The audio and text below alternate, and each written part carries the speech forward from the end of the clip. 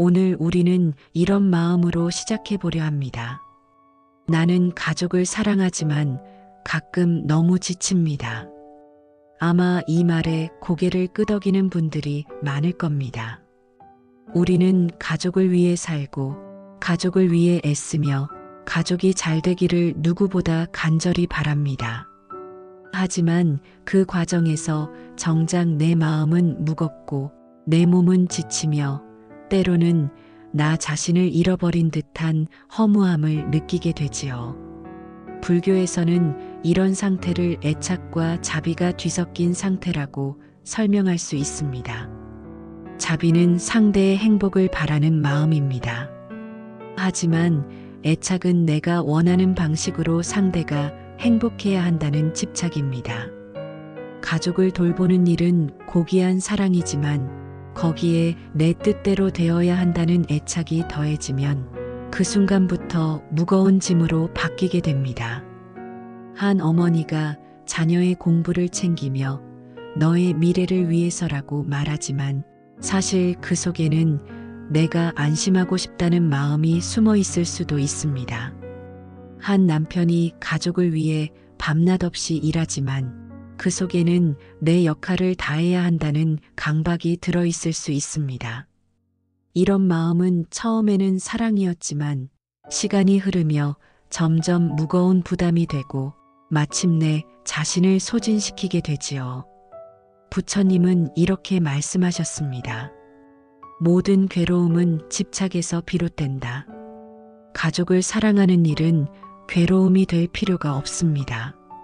하지만 사랑 속에 집착이 섞이면 그 순간 괴로움의 씨앗이 자라기 시작합니다. 이제 우리는 질문해 볼 수 있습니다. 나는 지금 가족을 돕고 있는 걸까? 아니면 가족을 챙긴다는 이름으로 나 자신을 소진시키고 있는 걸까? 진정한 자비는 내가 해주어야 한다는 강박에서 벗어나 상대가 스스로 설 수 있도록 지켜보는 힘을 포함합니다. 이것이 바로 불교에서 말하는 지혜로운 사랑이지요. 여러분, 혹시 요즘 가족 때문에 지쳐 있습니까? 그렇다면 잠시 멈추어 내 마음을 살펴보세요.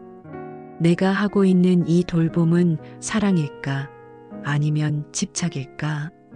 이 질문 하나가 여러분의 삶을 가볍게 만들 수 있습니다. 가족을 사랑하는 일은 고귀합니다. 하지만 그 사랑 속에 나 자신도 함께 포함되어야 합니다. 나를 잃어버린 사랑은 오래가지 못합니다. 나 자신을 돌보는 것이 곧 가족을 진정으로 돕는 길임을 부처님의 가르침 속에서 우리는 배울 수 있습니다. 이제 우리는 가족이라는 관계를 불교의 눈으로 바라보려 합니다. 가족은 단순히 피로 맺어진 인연이 아닙니다. 불교에서는 가족을 업과 연기의 인연으로 설명합니다. 여러분이 지금 만난 가족은 우연히 생긴 것이 아닙니다. 수없는 생과 사의 흐름 속에서 서로 얽히고 맺힌 인연이 지금 이 생에서 가족으로 만난 것입니다. 어떤 가족은 서로에게 큰 은혜를 주고 어떤 가족은 서로에게 빚을 지기도 하며 또 어떤 가족은 서로에게 상처를 주기도 합니다. 그 모든 것이 업과 인연의 흐름 속에서 일어나는 것이지요.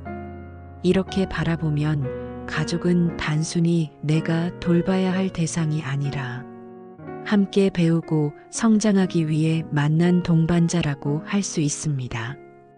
아이를 돌보는 부모는 아이를 키우면서도 동시에 부모로서 배우고 부모를 모시는 자식은 효를 배우면서 동시에 삶의 무상을 배웁니다.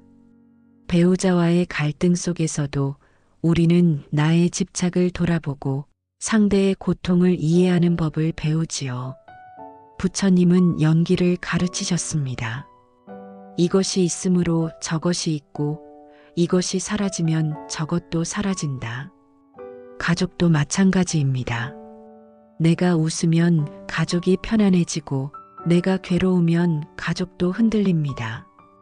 우리는 서로 연결된 존재이며 떨어져 있는 것 같지만 실은 한 그물망 속에 얽혀 있습니다.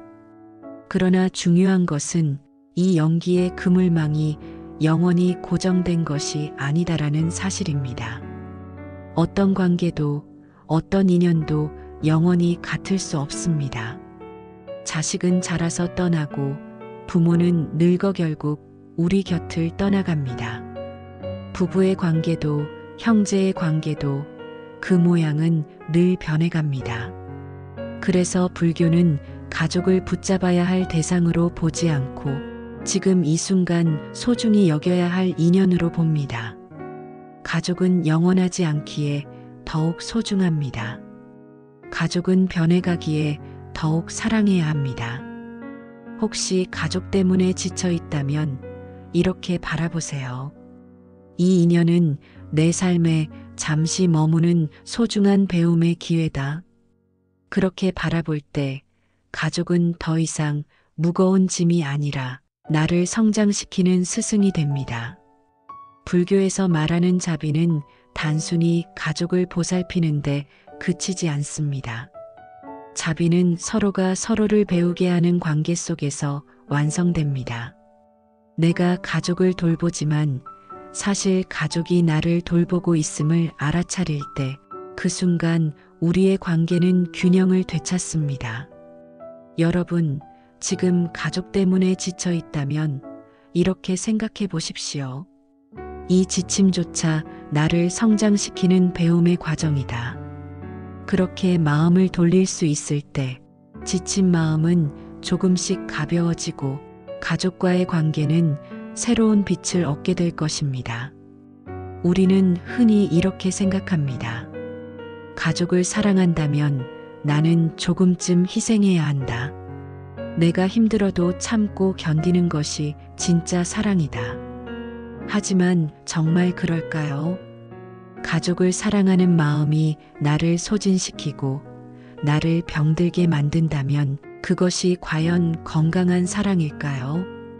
불교에서 말하는 자비는 단순히 남을 위해 자신을 희생하는 것이 아닙니다. 자비는 두 가지로 나눌 수 있습니다. 다른 이가 고통에서 벗어나기를 바라는 마음, 나 또한 고통에서 벗어나기를 바라는 마음. 우리는 보통 첫 번째만 기억합니다. 가족을 위해서, 아이를 위해서, 부모님을 위해서. 하지만 두 번째, 즉 자기 자비를 잊어버립니다. 부처님은 말씀하셨습니다. 자신을 사랑할 줄 아는 자만이 다른 이를 진정으로 사랑할 수 있다. 이는 단순한 위로나 자기 합리화가 아닙니다. 지금 나 자신이 고통 속에 있다면 그 고통은 결국 가족에게도 전달됩니다. 내가 억지로 웃고 있지만 마음속이 상처투성이라면 가족은 그 미묘한 기운을 그대로 느끼게 됩니다. 내가 스스로를 미워한다면 가족에게 진정한 따뜻함을 건네줄 수 없습니다. 따라서 나를 지키는 일, 나를 돌보는 일은 이기적인 일이 아니라 가장 지혜로운 자비의 행위입니다. 한 어머니의 이야기를 들어봅시다. 그녀는 아이들을 위해 늘 바쁘게 뛰어다녔습니다. 아침부터 저녁까지 식사, 빨래, 학원, 숙제. 자기 시간은 단 한순간도 없었지요. 그러던 어느 날 아이가 말했습니다.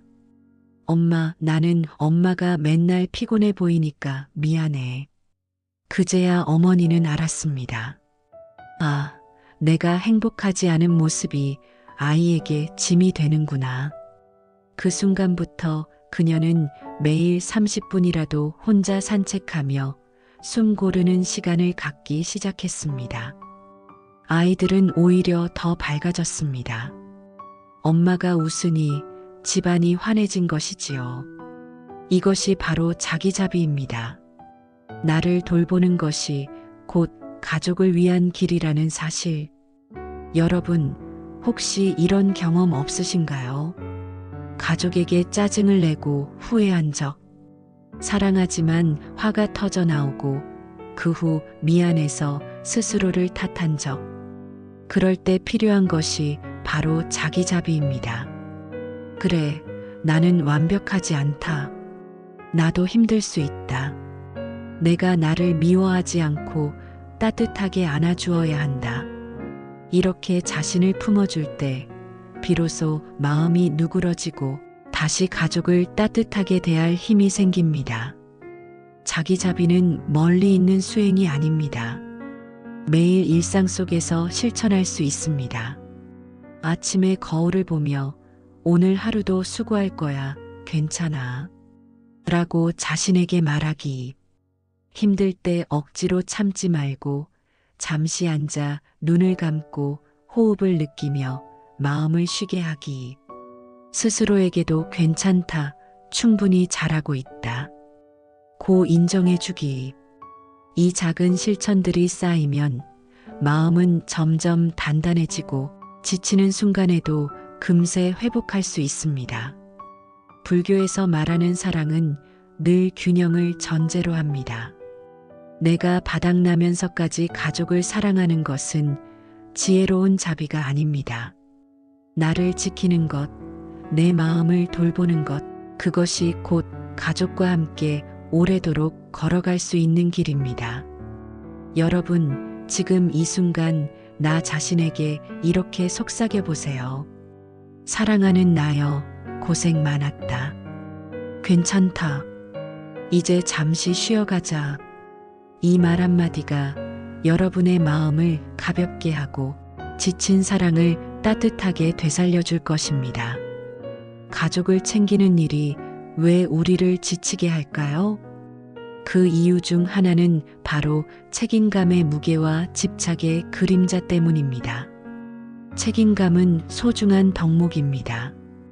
가족을 책임진다는 마음은 우리 삶에 힘을 주고 방향을 잡아주지요. 하지만 그 책임감이 지나쳐 내 마음을 짓누르고 나를 소진시키는 순간 그것은 더 이상 건강한 책임이 아니라 집착으로 변한 짐이 됩니다. 어떤 아버지는 이렇게 말합니다. 내가 힘들어도 가족은 절대 힘들게 해서는 안 된다. 그 마음은 사랑이지만 동시에 자기 자신을 허락하지 않는 집착이기도 합니다. 그는 결국 스스로를 몰아붙이고 지쳐 쓰러집니다. 그 순간 가족은 오히려 더 큰 고통을 겪게 되지요. 또 어떤 자녀는 이렇게 생각합니다. 부모님은 나를 위해 평생 희생하셨으니 나는 그 은혜를 반드시 갚아야 한다. 이 마음은 효심이지만 동시에 자기 삶을 잃어버리게 하는 굴레가 될 수 있습니다. 은혜를 갚겠다는 집착이 너무 커서 자기 자신은 한 발짝도 앞으로 나아가지 못하는 것이지요. 불교는 우리에게 이렇게 가르칩니다. 중도의 길을 걸어라. 책임도 필요하지만 집착으로 흐르지 않도록 하라. 사랑과 책임이 균형을 이룰 때 우리는 평온하게 가족과 함께할 수 있습니다. 집착은 늘 내가 원하는 대로 되어야 한다는 마음에서 비롯됩니다. 부모는 자식이 자기 뜻대로 살아주기를 원하고 배우자는 상대가 자기 기대에 맞추어 주기를 원합니다. 그 기대가 충족되면 잠시 기쁘지만 충족되지 않으면 괴로움이 찾아옵니다. 부처님은 이렇게 말씀하셨습니다.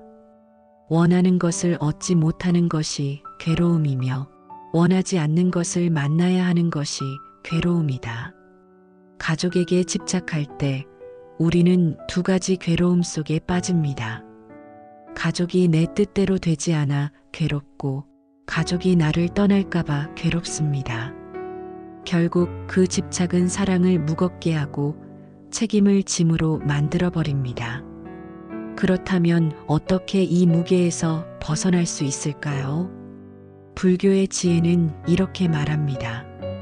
사랑하되 붙잡지 말라. 사랑은 흘러야 합니다. 흐르는 강물이 땅을 적시듯 자연스럽게 흘러야 생명을 살립니다. 하지만 강물을 가두고 움켜쥐려 하면 결국 물은 썩어갑니다. 우리의 사랑도 마찬가지입니다. 가족을 위해 무언가를 해주되 그것이 반드시 보답으로 돌아와야 한다는 기대를 내려놓으세요. 책임을 다하되 그것이 나를 망가뜨리지 않도록 내 한계를 인정하세요. 그럴 때 사랑은 짐이 아니라 선물이 됩니다. 구체적으로 어떻게 균형을 잡을 수 있을까요? 아이를 돌볼 때 모든 걸 해주겠다가 아니라 스스로 할 수 있도록 지켜보겠다는 마음으로 바라보세요. 부모를 모실 때 내가 완벽히 해드려야 한다는 생각 대신 지금 할 수 있는 만큼 진심으로 하겠다라고 마음을 놓으세요.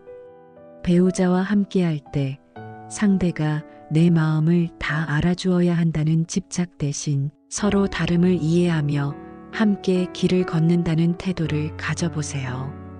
작은 생각의 전환 하나가 무겁던 책임을 훨씬 가볍게 만듭니다. 우리가 가족에게 지친 이유는 사실 가족 때문이 아닙니다. 가족을 향한 내 마음속 집착과 과도한 책임감 때문입니다. 이 진실을 알게 되면 우리는 자유로워집니다. 내가 할 수 있는 만큼만 최선을 다하고 그 결과는 내려놓을 때 마음은 훨씬 편안해집니다. 부처님은 이렇게 말씀하셨습니다. 집착을 놓을 때 참된 자유가 온다.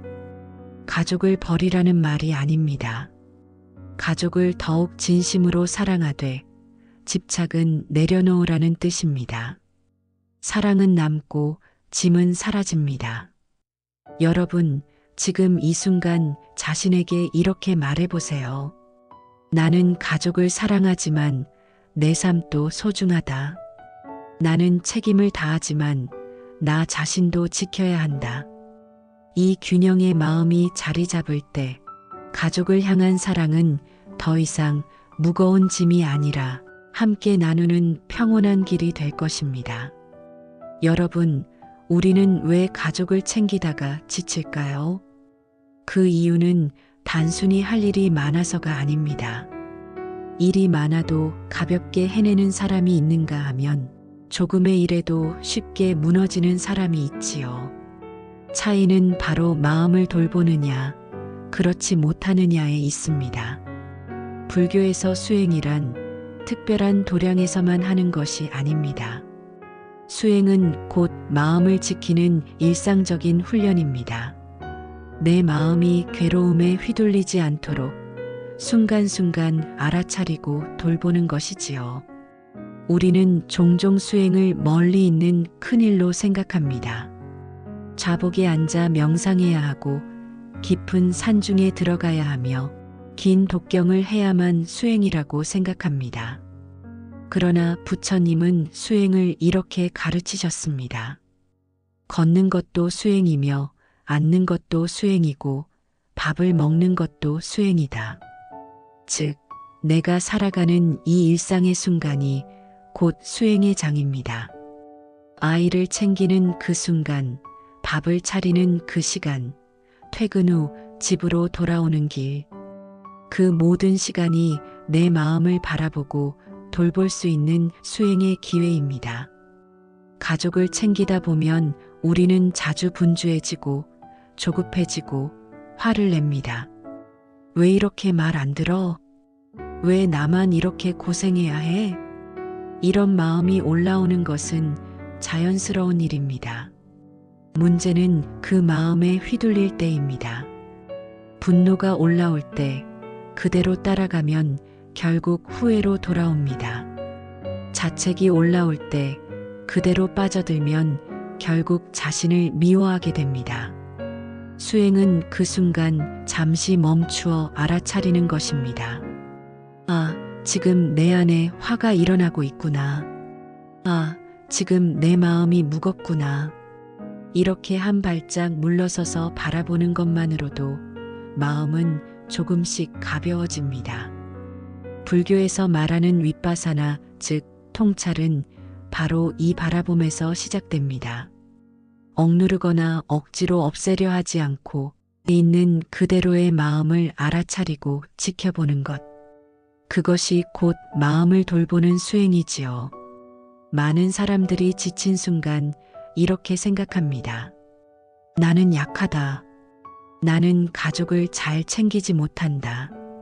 나는 부족하다. 하지만 불교는 이렇게 말합니다. 모든 것은 무상하다. 지친 마음도 무거운 생각도 잠시 머물다 사라지는 구름과 같다. 내가 지쳤다는 사실은 나의 본질이 아닙니다. 그저 지금 잠시 내 안에 피로가 머물러 있을 뿐입니다. 그 사실을 알면 우리는 지친 마음을 나 자신과 동일시하지 않게 됩니다. 나는 지쳤다가 아니라 지침이 내 안에 머물고 있구나라고 바라볼 수 있지요. 그 순간 마음은 훨씬 자유로워집니다. 불교 수행의 핵심 중 하나는 놓음입니다. 놓아버리는 연습, 내려놓는 훈련. 가족을 위해 더 잘하려는 마음은 소중하지만 그 집착이 나를 올가맬 때는 잠시 내려놓아야 합니다. 내가 완벽해야 한다는 책임감, 반드시 모든 걸 해내야 한다는 압박감, 가족이 내 뜻대로 되어야 한다는 고집. 이런 마음들을 놓아버릴 때 우리는 훨씬 자유로워집니다. 부처님은 말씀하셨습니다. 손을 펴야만 무언가를 잡을 수 있다. 움켜쥐고 있으면 아무것도 얻을 수 없다. 놓는다는 것은 포기하는 것이 아닙니다. 오히려 더 깊은 사랑을 위해 집착을 놓는 것입니다. 그 순간 마음은 비워지고 평온이 깃듭니다. 지친 마음을 돌보는 수행은 결국 자기 자비와 연결됩니다. 나를 미워하지 않고 내 지친 마음을 따뜻하게 감싸 안는 것. 그것이 수행의 출발이자 도착입니다. 여러분, 오늘 하루도 많은 일을 하셨을 겁니다. 가족을 챙기고 일터에서 애쓰고 크고 작은 고민을 짊어지고 그 모든 것 속에서 한 번쯤은 이렇게 말해주세요. 나는 충분히 잘하고 있다. 이제 잠시 나를 쉬게 해도 괜찮다. 이 한마디가 곧 수행이고 그 순간이 곧 평온입니다. 여러분, 불교 수행은 특별한 것이 아닙니다. 매 순간 내 마음을 바라보고 집착을 내려놓고 자비로 나를 감싸는 것. 그것이 바로 일상의 수행이며 지친 마음을 돌보는 가장 확실한 길입니다. 가족을 챙기며 가장 많이 부딪히는 순간은 바로 갈등이 일어나는 순간입니다. 사랑하는 마음이 크기에 상처도 깊고 기대가 크기에 실망도 크게 다가옵니다. 특히 가족은 내가 선택하지 않은 인연이기에 때로는 나와 너무 다르다는 사실 앞에서 답답함과 무력감을 느끼기도 합니다. 우리는 흔히 갈등을 해결하기 위해 상대를 이해하려고 애씁니다. 하지만 이해에는 한계가 있습니다.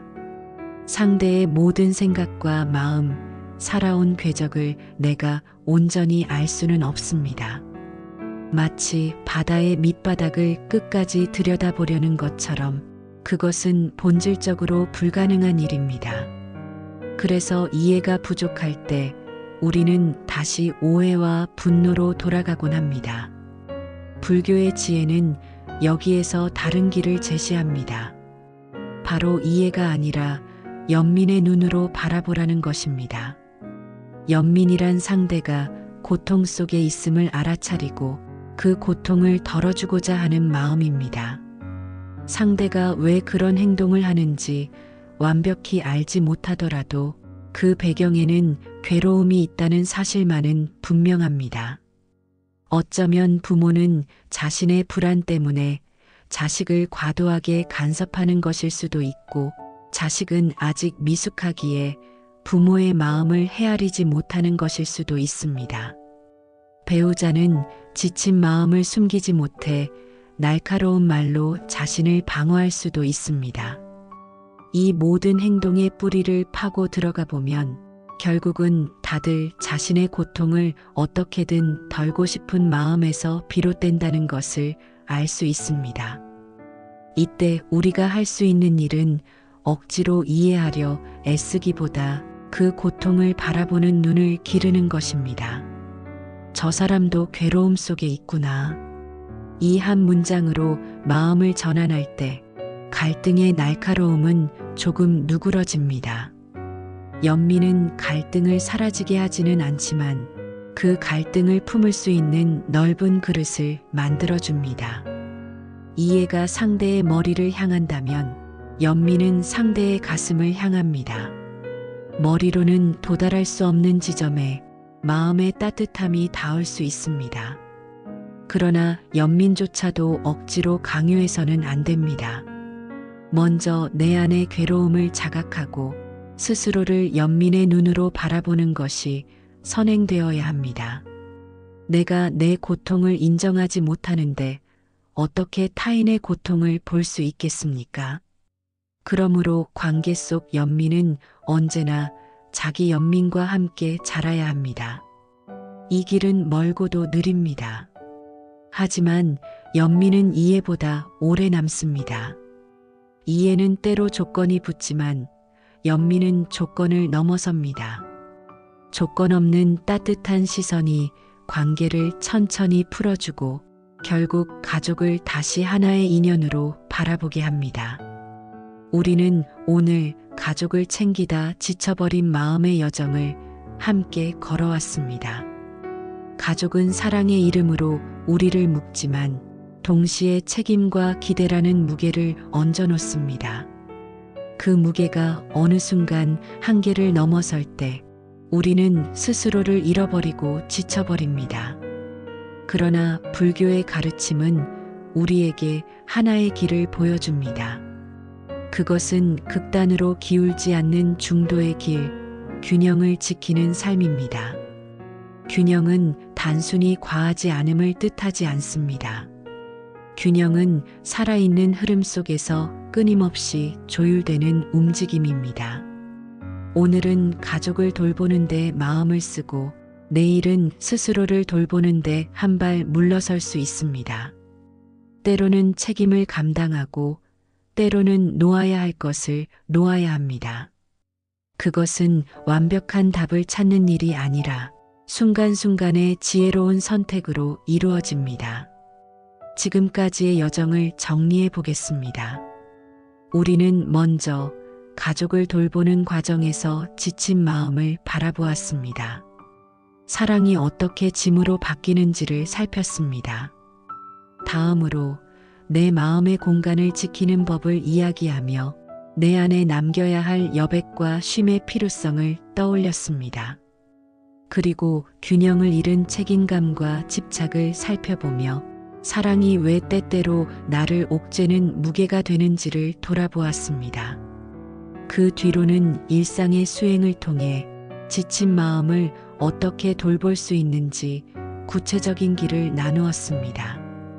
또한 갈등 속에서 이해가 아닌 연민의 눈으로 바라보는 법을 배우며 관계를 부드럽게 풀 수 있는 따뜻한 시선을 살펴보았습니다. 그리고 이제 마지막으로 이 모든 것을 하나로 모으는 것은 바로 균형의 삶입니다. 사랑과 책임, 돌봄과 쉼, 이해와 연민, 나와 가족, 이 모든 양극의 가치들을 어느 하나 버리거나 억누르지 않고 함께 품어내는 지혜가 균형입니다. 균형은 완벽한 중심점이 아니라 언제나 조금씩 흔들리며 다시 돌아오는 리듬입니다. 마치 호흡과도 같습니다. 숨을 들이쉬고 내쉬는 그 단순한 흐름 속에서 우리는 균형을 배웁니다. 들숨만 있거나 날숨만 있을 수 없듯 가족만 챙기거나 나만 챙길 수도 없습니다. 균형은 두 가지의 자연스러운 왕래를 허용하는 마음에서 자라납니다. 여러분, 혹시 지금 많이 지쳐 계신가요? 그렇다면 잠시 눈을 감고 이렇게 속으로 되뇌어 보시길 바랍니다. 나는 가족을 사랑합니다. 하지만 나 또한 소중한 존재입니다. 내가 지칠 때는 한 발 물러설 수 있습니다. 연민으로 바라볼 때 갈등도 나의 스승이 됩니다. 이 짧은 문장을 가만히 움조리며 마음이 다시 고요한 중심을 찾는 시간을 가지시길 바랍니다. 삶은 언제나 불완전합니다. 그러나 그 불완전함 속에서 우리는 균형을 배우고 균형 속에서 다시 서는 법을 익힙니다. 그리고 그 자리는 늘 지금, 이 순간 안에 있습니다. 오늘의 이야기가 지친 당신에게 작은 쉼표가 되고 다시 살아갈 힘을 주는 균형의 씨앗이 되기를 바랍니다. 감사합니다.